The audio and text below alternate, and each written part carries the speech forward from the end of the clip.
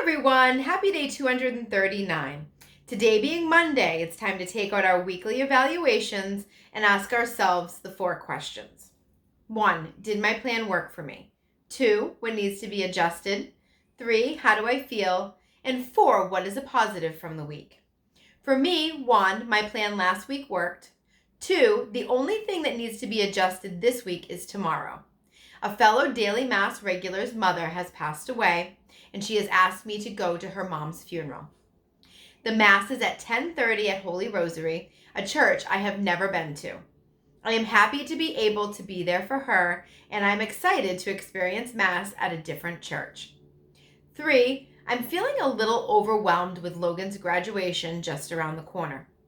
But I keep reminding myself that everything will all work out according to God's plan.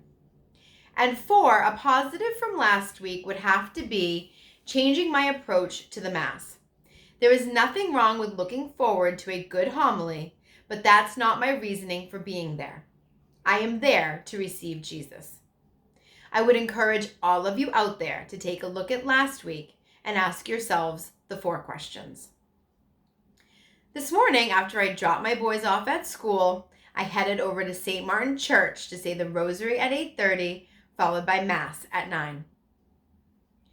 When Father Andrew came out at the beginning of Mass, my first thought was, he seems off and he looks really tired. Of course, I would never tell him that.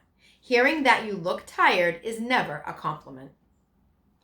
When it was time for his homily, he said, "In the last 4 days, I have celebrated 8 Masses and have said 8 homilies. I honestly don't think I have another one in me. I think maybe what God is trying to say is to be quiet and just listen."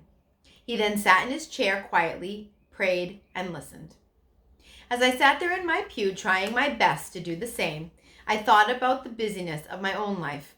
I can definitely put so much on my plate that I feel completely exhausted too.